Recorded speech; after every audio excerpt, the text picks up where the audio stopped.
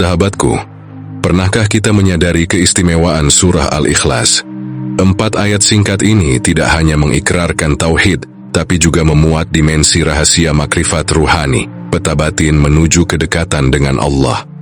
Menurut Imam Al-Ghazali, 4 ayat dalam surah ini bukan hanya sekedar bacaan, tetapi pancaran energi yang selaras dengan keberadaan 4 malaikat dalam dimensi rohani manusia.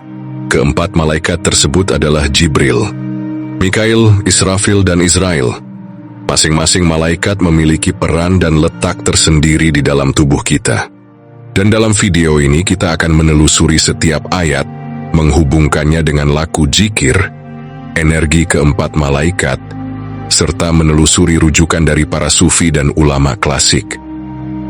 Tapi sebelum Anda menyimak lebih lanjut video ini, silahkan subscribe channel Jalazat TV ini, agar tetap bisa menghadirkan video-video tentang Islam dan kehidupan spiritualnya. Silahkan juga share video ini kepada orang-orang terdekat Anda, agar mereka juga bisa merasakan manfaatnya. Semoga apa yang kita lakukan menjadi sebuah kebaikan yang tercatat abadi dalam catatan amal kita. Amin. Ya Rabbal Alamin. Sahabatku, ketika membaca surah Al-Ikhlas, pernahkah Anda merasakan sebuah getaran halus yang menyentuh batinmu? Jika Anda belum menyadarinya, ketahuilah, surah pendek ini menyimpan rahasia besar yang istimewa.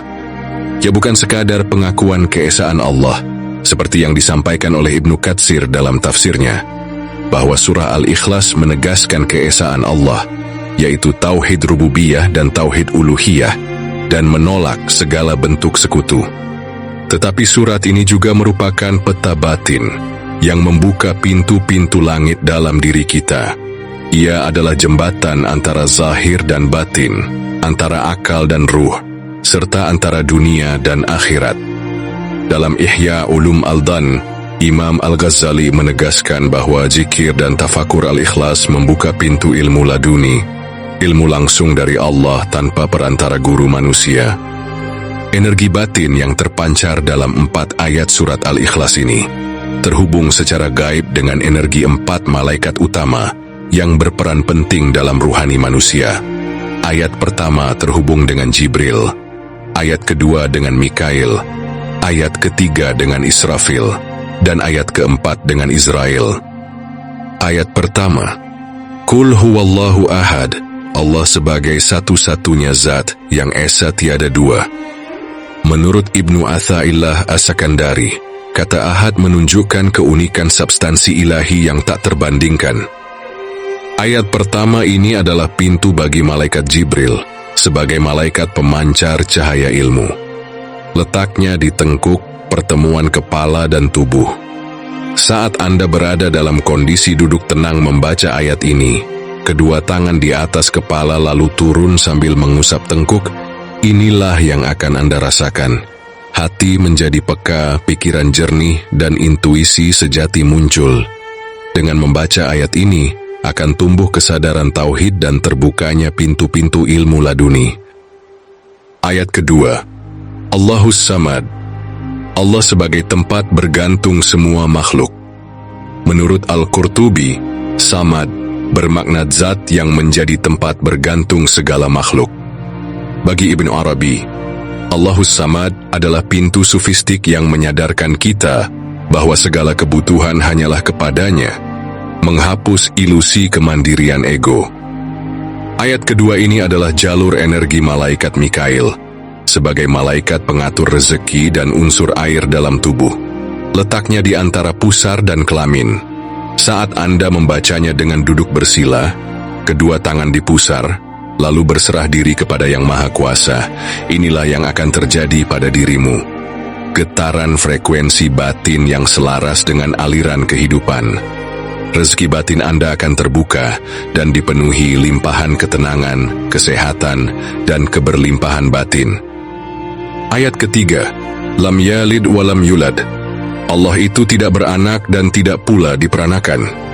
Ibnu Katsir menegaskan bahwa Allah tidak memiliki sebab keturunan, sebuah makna metaforis bahwa tidak ada proses biologis dalam hakikat ilahi.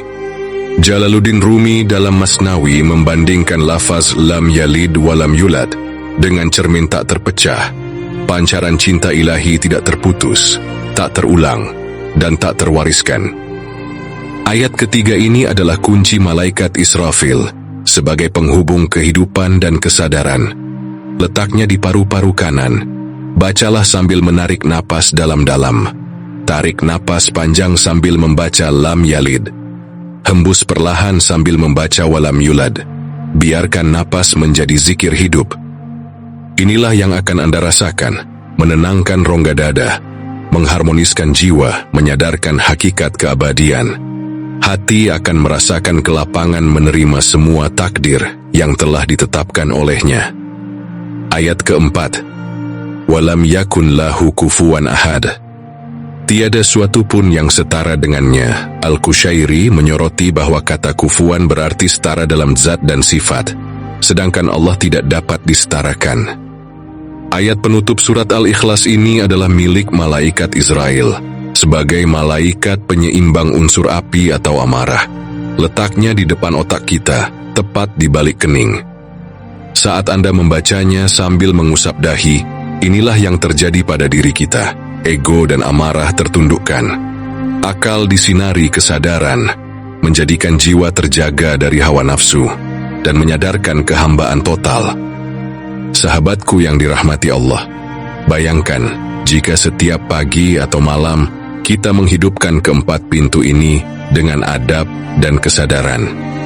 Kita akan merasakan ketenangan hidup, bahkan ketika dihadapkan dengan ujian atau masalah, karena terbukanya pintu-pintu penerimaan akan ketetapan Allah dalam hati kita. Kita akan senantiasa disinari oleh cahaya keikhlasan dalam setiap tindak tanduk perilaku keseharian. Dan secara spiritual, kita tumbuh seperi pohon yang berakar kokoh di bumi, tetapi pucuk-pucuknya menjulang ke langit. Sahabatku, sebagai penutup, surah Al-Ikhlas bukan sekadar bacaan pendek. Ia adalah mazmur tauhid, peta sufistik, dan jembatan antara lahir batin. Dengan menghidupkan setiap ayat melalui lakud zikir, kita mengaktifkan sinergi malaikat Jibril, Mikail, Israfil, dan Israel dalam diri. Semoga kita mampu mengamalkannya secara istiqomah dalam kehidupan, sehingga meraih berbagai keistimewaan dari surat ini. Silahkan bagikan video ini kepada yang lain, agar mereka juga memperoleh pencerahan yang berharga, manfaat yang tak terduga dari rahasia besar makrifat surat Al-Ikhlas ini.